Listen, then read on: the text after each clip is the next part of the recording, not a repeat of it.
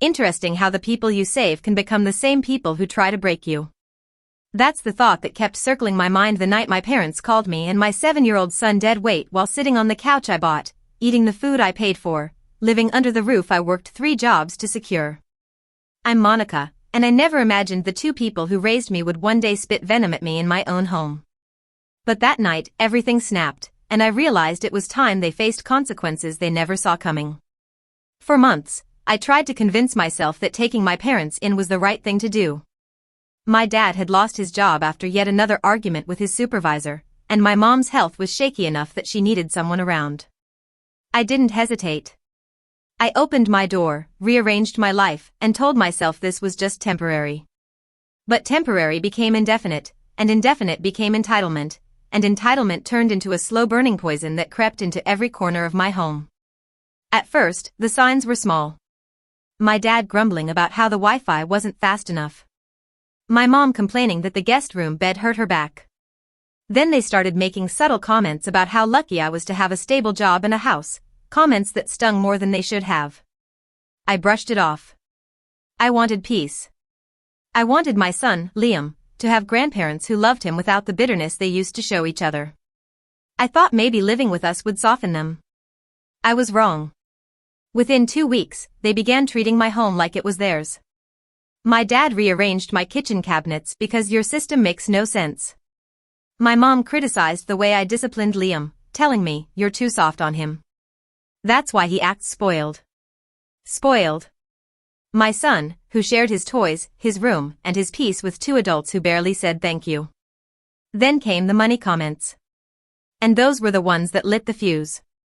My dad asked why I wasn't paying for their phone bills since we're all one household now. My mom hinted that I should start giving them a monthly allowance to help us get back on our feet.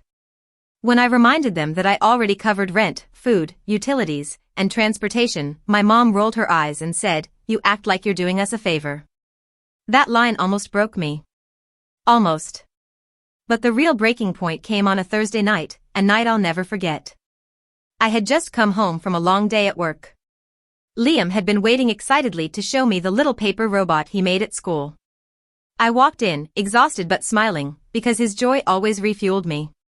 But before he could even finish saying "Mommy, look," my dad snapped, "Turn that down. You're too loud." My son froze, eyes wide. I knelt beside him, whispering that he didn't do anything wrong.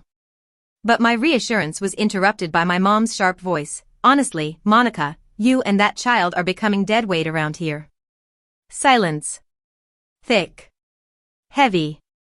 The kind that sits in your chest and squeezes. Dead weight. My dad followed her words with a laugh that felt like a knife twisting in my spine. "She's been dead weight since college. Always thought she was better than everyone because she has a job and a house." My son squeezed my hand so hard it hurt.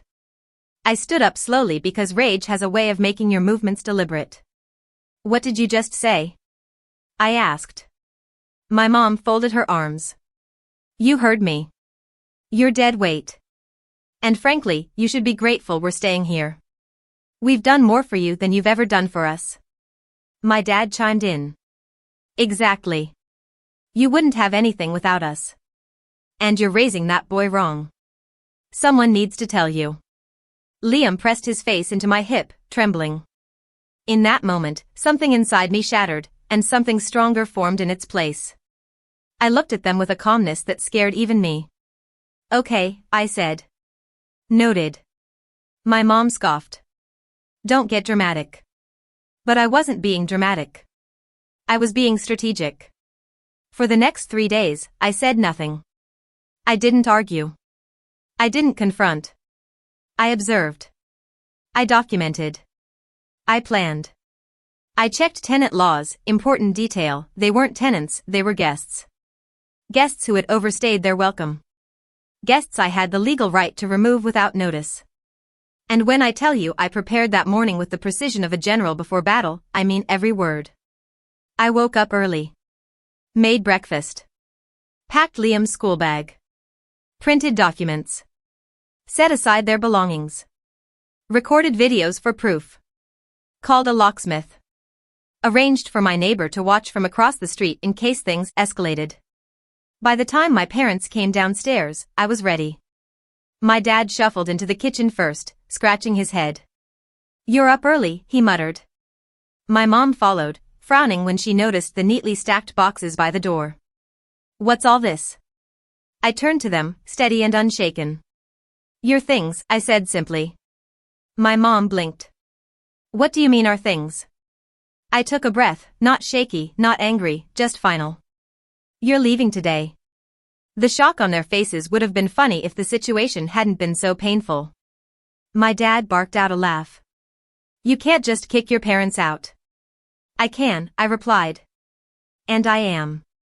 You called me and my child dead weight in our own home. You've disrespected every boundary I've set. You've made my son afraid in his own space. So yes, you're leaving." My mom's voice cracked. "You're choosing him over us?" I looked her dead in the eyes. "I'm choosing peace. And that means you two can't stay here anymore. Time to finally protect my home and my child." My dad stared at me as if I'd spoken another language. "You think you can do this without consequences?" he asked, his voice lowering like he was preparing for a fight. I didn't flinch. "There are consequences," I said calmly. "You're facing them right now." My mom pointed at the boxes by the door, her voice trembling between anger and disbelief. "Where are we supposed to go, Monica? You know we don't have anywhere else." I held her gaze. I offered help. I opened my home. "But I won't let you destroy the peace I built for my child. You called us dead weight, that was your choice. This is mine." My dad crossed his arms. "We're not leaving." I stepped aside and motioned toward the boxes. "You are." That's when the yelling started. My mom grabbed the edge of the kitchen counter like she needed to hold onto something. "We raised you. We sacrificed for you," she shouted. "And this is how you repay us?" Liam, who had been sitting quietly at the table coloring, slowly lowered his crayon. His small voice broke the tension. "Mommy, are Nana and Papa mad?" My heart clenched. I walked over, knelt beside him, and brushed his hair back. "No, baby," I said gently, loud enough for my parents to hear. "Nana and Papa made a mistake, and they need to fix it by living somewhere else." My dad scoffed. "Stop poisoning him against us." I stood up and turned toward him. "You want to talk about poisoning? You called a child dead weight." The room fell into a stillness so sharp it felt like the air thinned. My dad looked away. My mom's eyes softened for a moment, but then hardened just as quickly, like pride refused to let remorse through. They tried a different tactic then. Manipulation, their favorite tool. My mom wiped her eyes dramatically. "If we leave, we'll be homeless. Do you want that on your conscience?" "No," I said simply. "That's why I've arranged something." Both their heads lifted slightly, hope flickering. "I've already paid for a 2-week stay at a motel near the bus station," I continued. "It gives you time to figure out a plan, apply for assistance, or find temporary work." My dad exploded. "A motel? We're your parents. Not some stray dogs you found on the street." I remained steady. "You called us dead weight. You called my son spoiled. You took advantage of my home, my kindness, and my finances. This is more generosity than your words earned." My mom's face twisted. "You're doing this because she pointed at Liam, is your whole world now. You're obsessed with him." I met her comment with a chilling calm. "He's a child. He deserves safety." "Why does that bother you?" They didn't answer. Not because they didn't have one, because they didn't have one that made them look good. My dad grabbed one of the moving boxes and threw it back onto the floor. "We're not going." I took out my phone. "If you refuse to leave, I'll call the police and have them escorted out." My mom gasped. "You wouldn't dare." I hit the number 9 on my keypad as I looked them dead in the face. "Try me."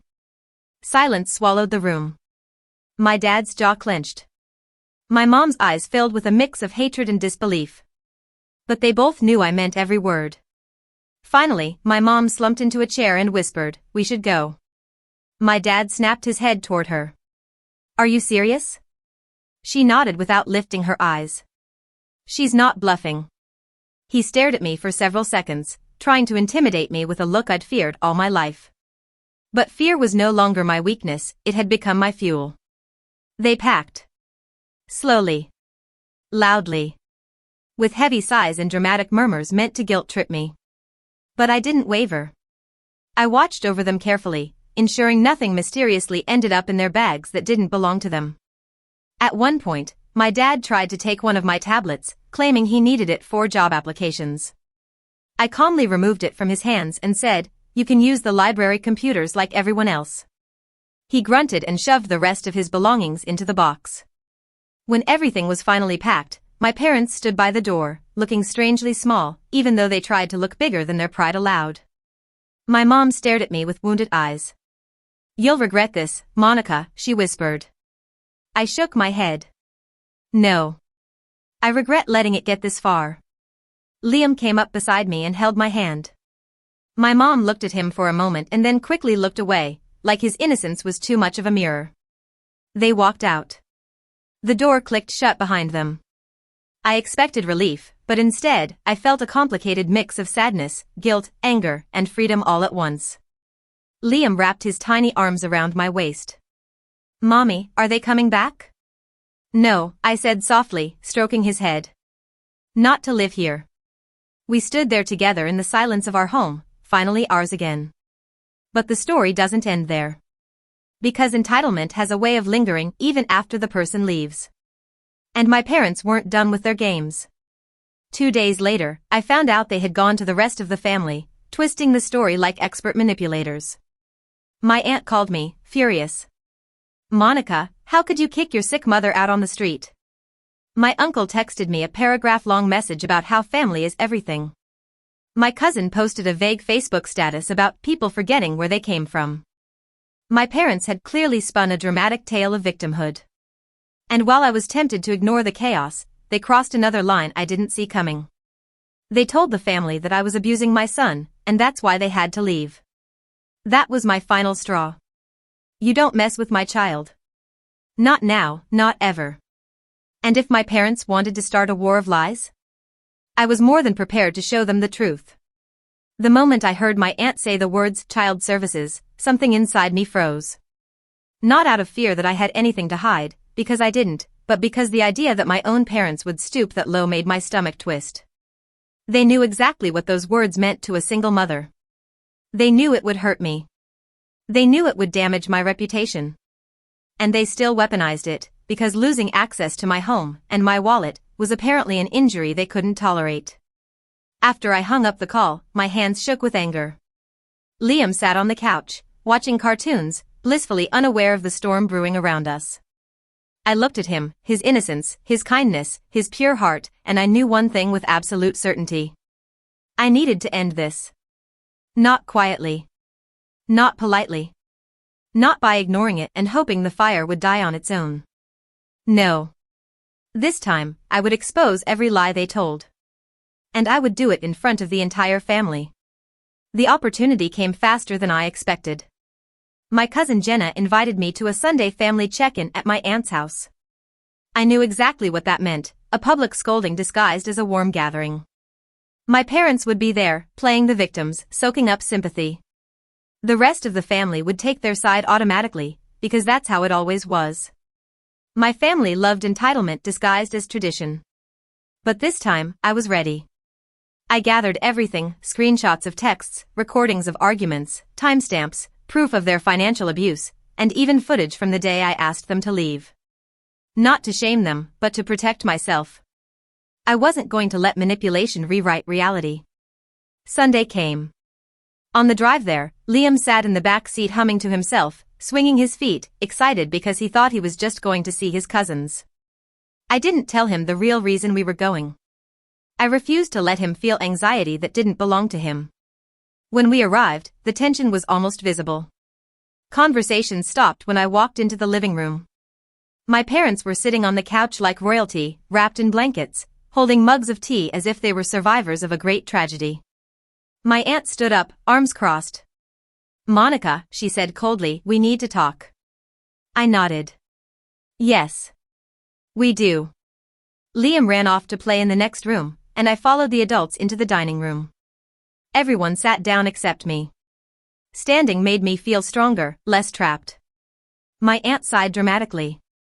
Your parents told us everything. You kicked them out. They had nowhere to go. They said you screamed at them and terrified your son. They said he was crying and begging them to stay. My mother gave a soft, pitiful sniffle. My dad added, we didn't want to involve the authorities, but we were worried about Liam. There it was again. The line they thought would break me. Instead, I took a deep breath, pulled a folder from my purse, and placed it on the table. Before we discuss anything, I said, you need to know the truth. All of it. My aunt frowned. What does that mean? It means, I replied, that everything my parents told you is a lie. And I have proof. My parents stiffened instantly. My dad's jaw tightened. My mom's eyes widened like she hadn't expected me to bring ammunition to a battle they started. I opened the folder. The first thing I placed on the table were printed screenshots, dozens of them. My parents' texts demanding money. Complaining about chores. Calling me dramatic. Criticizing how I raised my son. Declaring that I owed them for giving birth to me. My cousin leaned forward, squinting. Is this real? Yes, I said. And there's more. I pulled out a USB and handed it to my uncle, who plugged it into the TV. I had prepared everything neatly. A folder titled Timeline, The Truth. The first video played. It was from the night they called us dead weight. The room filled with the sound of my father's voice, you and that kid are dead weight. Followed by my mother's sharp words, we've done more for you than you've ever done for us. My aunt's hand flew to her mouth. My father jolted out of his seat. You recorded us? Yes, I said. Because I knew one day, you would lie. My mother stood up too. This is taken out of context. I clicked the remote. The next video played, my father yelling at Liam for being too loud while he colored. My son's tiny voice apologizing even though he did nothing wrong. Someone in the room whispered, oh my God. I wasn't done. The final piece was footage of the day they left, my mother calling me ungrateful, my father refusing to leave, me staying calm, offering them a hotel I paid for, and them shouting in response. After the last clip ended, the room was silent. My cousin Jenna finally said, why would you lie to us like that? She looked directly at my parents. My dad stuttered. That's not she, this is. My mom broke first. She burst into tears. We were scared. We didn't know what to do. She kicked us out. I crossed my arms. You called me dead weight in my own home. And you endangered my child's emotional well-being. Kicking you out was me protecting him. My aunt looked torn, glancing between me and my parents. But you could have handled it privately. I shook my head. They didn't. I let that sentence hang for a moment. Then I delivered the truth they had been avoiding their whole lives. You raised me to believe that your comfort mattered more than my well-being. But I won't let you teach my son the same lesson. Something shifted then. The room wasn't entirely on my side yet, but the blind loyalty was broken. And my parents knew it. My father glared at me with a hatred I had never seen before. You're dead to us, he whispered. For once, the words didn't hurt. I smiled sadly. Then this is the first time you've ever given me peace. My mother gasped. My father grabbed her arm and stormed out. They didn't look back. But the family drama wasn't over. Because the very next morning, I discovered something that proved my parents weren't just manipulative. They were planning revenge of their own. I didn't sleep that night. Not because I felt guilty, and not because I feared my parents' next move, but because something inside me had awakened. A sense of clarity. Boundaries that had been blurry for years suddenly became sharp, unbreakable lines. I finally understood that protecting my son meant protecting myself. Still, I knew my parents well enough to expect retaliation. I just didn't expect it so soon, or that it would be as calculated as what I found the next morning. I had gotten Liam ready for school and was making breakfast when I heard an alert on my phone. An email from my job. Not unusual, until I read the subject line. Urgent, regarding concerning report received this morning. My stomach dropped. I opened the email and felt the world tilt. According to HR, someone had anonymously reported that I was emotionally unstable, prone to screaming fits, and creating an unsafe environment for a child at home. They were required to investigate. I sat down slowly, my pulse hammering. There were only 2 people who would do something this cruel. And they were the same ones who had slept under my roof for months. I called HR immediately, explained that my parents had been removed from my home after abusive behavior, and sent them the same proof I had shown my family. They agreed to pause the investigation pending review. Relief washed over me, but only briefly. Because one thing was now certain, my parents weren't just reacting emotionally, they were retaliating with intent. I wasn't going to wait for their next move. After dropping Liam at school, I drove straight to the county courthouse. I filed for a no-contact order against both my parents, citing harassment, false allegations, attempted defamation at my workplace, emotional abuse toward my child, and intimidation. The clerk reviewed my documents, listened to my explanation, and nodded slowly. "You have more evidence than most people bring in," she said. "I'm approving an emergency temporary order today." For the first time in days, my lungs felt like they worked again. But fate wasn't done with me yet. When I walked out of the courthouse, I found my parents standing near my car. My dad's face twisted with rage. My mom stood behind him, eyes puffy but cold. They must have followed me, another violation. "What did you show the family?" my dad demanded. "They're calling us liars." "You are liars," I said quietly. "And you need to leave." My mom stepped forward. "Monica, this has gone far enough. We didn't mean for HR to." I blinked at her. "So you admit it?" She froze. My father shot her a glare sharp enough to cut steel. "That's not what she said," he snapped. "You're twisting things again, like you always do." My hands shook, but not from fear, from resolve. I filed a protective order. "You'll both be served this week. And if you contact me again, I'll press charges." My dad laughed, a sick, bitter sound. "You think you can treat us like criminals? We're your parents." "You treated me like a resource," I said. "Not a daughter. And you treated Liam like an inconvenience." My mom's breath hitched, but I kept going. "You exploited my kindness. You tried to destroy my job. You tried to weaponize the system to punish me. So yes, you've earned every consequence coming your way." My mom's voice cracked. "We were desperate." "Then you should have acted desperate," I said. "Not cruel." My dad's face turned red. "You'll regret this." I unlocked my car, stepped inside, and closed the door. As I drove off, I saw them shrinking in the rearview mirror, 2 figures who no longer had any power over me. But my revenge wasn't over. Protecting myself legally wasn't enough, I needed to reclaim my family's narrative. I wasn't letting their lies spread unchecked. That evening, after picking up Liam, I sat down to write an email to the entire family. Short, factual, attached with evidence.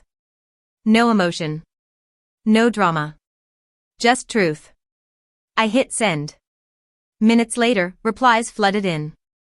My aunt apologized first. Then my uncle. Then my cousins. One by one, they admitted they'd let my parents manipulate them. Some even shared screenshots of group chats where my parents had exaggerated or fabricated entire events. It was worse than I thought, but at least the truth was now alive and undeniable. As for the consequences? That came sooner than expected. 2 days later, a police officer knocked on my door to confirm the protective order had been served. My parents had tried to argue, but the officer said the documentation was overwhelming. They were instructed to have no contact whatsoever, including through relatives. To make matters worse for them, the motel informed me that my parents had been removed from the property after an argument with staff. They had nowhere left to go but to seek help from the same family who finally knew the truth. I didn't celebrate their downfall. But I did feel justice. The real revenge wasn't kicking them out. It was reclaiming my voice. Reclaiming my peace. Reclaiming my home. That night, while reading Liam a bedtime story, he looked up at me and said, "Mommy, we're safe now, right?" I kissed his forehead. "Yes, baby. We are." After he fell asleep, I stood in the doorway of his room, watching him breathe softly. Everything I had done, the boundaries, the fights, the consequences, it had all been for this moment. For his innocence. For his future. For the home he deserved. And for the first time in a very long time, I felt like I finally had one too. The truth doesn't always come easy, but standing up for yourself and protecting the ones you love changes everything. My parents learned the hard way that entitlement has consequences, and Liam learned what it means to feel safe in his own home. Sometimes the people who should nurture you are the ones who try to break you, but boundaries, courage, and truth can turn the tables. We survived. We grew stronger. And now, peace finally lives in our home.